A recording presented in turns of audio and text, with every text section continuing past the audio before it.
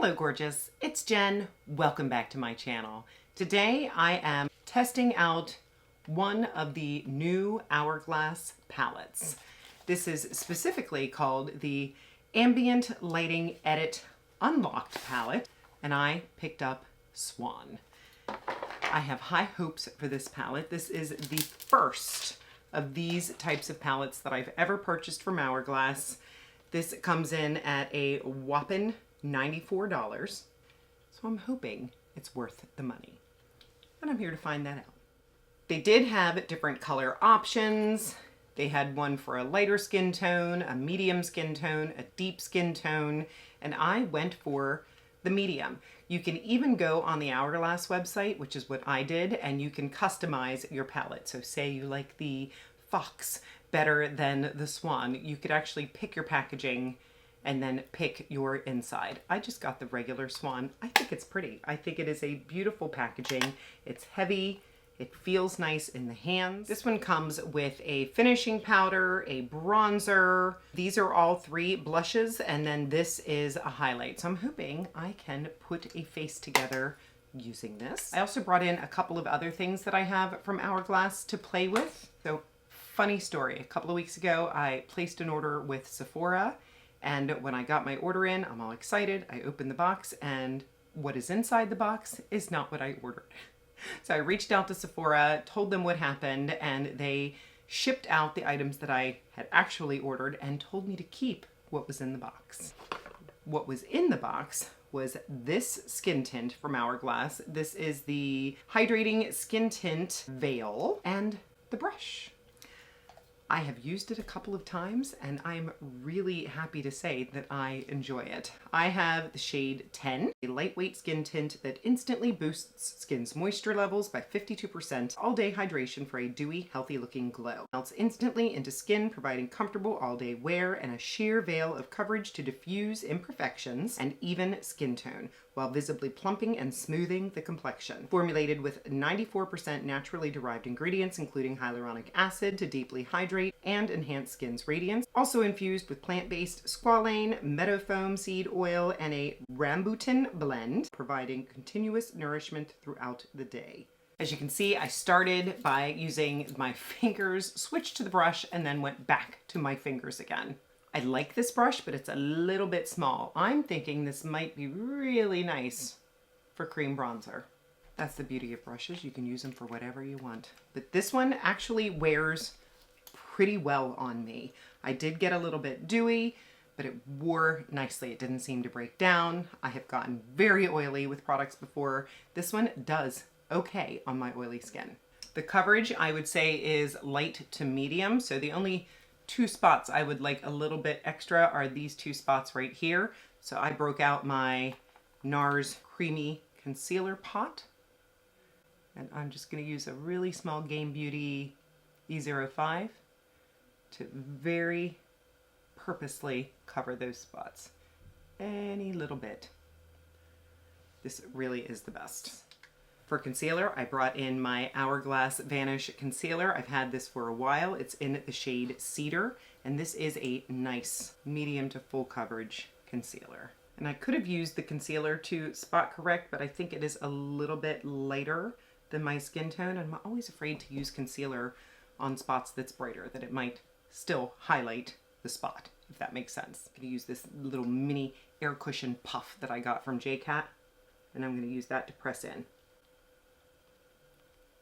Looks good. It's the first time I've ever used that. It's nice. When I placed the order on Hourglass's website for the Ambient powder, they sent me a free, I'm guessing, sample size of the Hourglass Veil powder. I believe this is a translucent setting powder. Yes, I've always heard nice things about it. And today I'm going to try it. Use my little JCat puff again. Apparently you can use it for wet or dry products. There it is.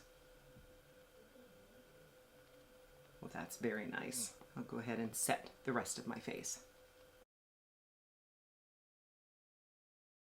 I forgot an eyeshadow primer, so I'm just going to use a little bit of this concealer on my lids just to have some even coverage. Now to have some fun with this palette. Gorgeous mirror, let's start with swatching. I'm going to go across the top 3 first. So we've got the bronzer, the highlight, and the finishing powder.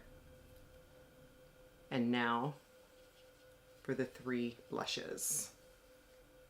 1, 2, go down here, 3. Of course, this one is the one I'm more drawn to. I do have a mini bronzer in my collection right now. This is of the Diffused Bronze Light. I like this so much, this is my second mini. So I want to swatch it next to the other bronzer. You can see that the bronzer in the palette is a bit deeper, which makes me happy. I also have a finishing powder in my collection. This is Diffused Light. The one in the palette is called Dim Light. I can't even find it. I think it was right here. So this is Diffused Light and this is Dim Light. And I do have one more big one. This is Ethereal Light. I'm going to use my Jasmine angled brush and I'm going to go into this bronzer. Loving. I think my biggest concern with this palette was that it was going to be too glowy. So we'll see. A healthy glow is nice. The highlight, I'm a little bit concerned it's going to be too dark for my skin, but I'm going to try. I'm going to take my Morphe A11. I love that it's got a beautiful mirror. I should use it. And I'm just going to go very lightly.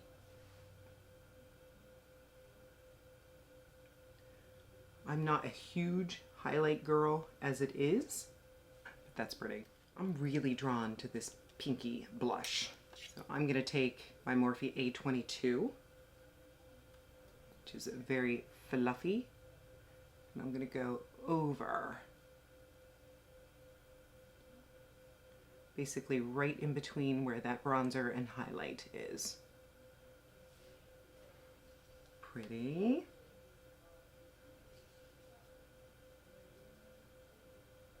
And pigmented.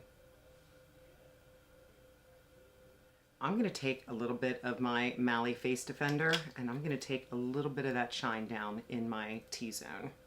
This is the travel size. Can you see the difference that makes?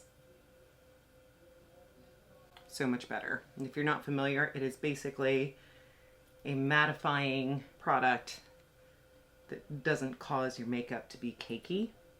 I love this. I own 2 of them. I keep one in my purse. Now I want to put an eye look together with this palette. I'm going to start with a rougher 15. And of course, I'm going to go right into this bronzer.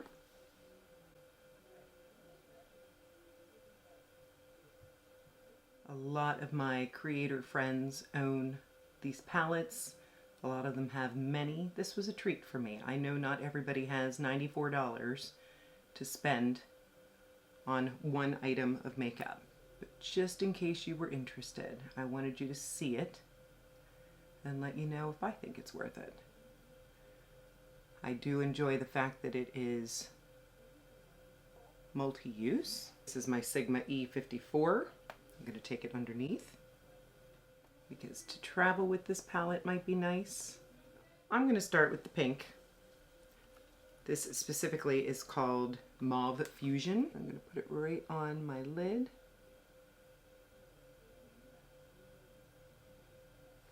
I think that's pretty.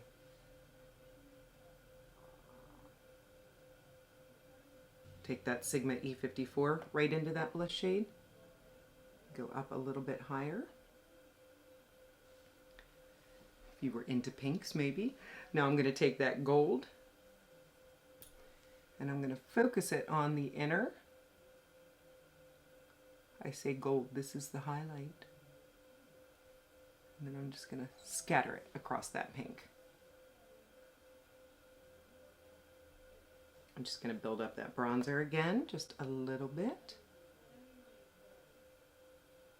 Now I haven't played with the finishing powder. I'm just curious what that does. I believe it's just supposed to smooth and provide like a veil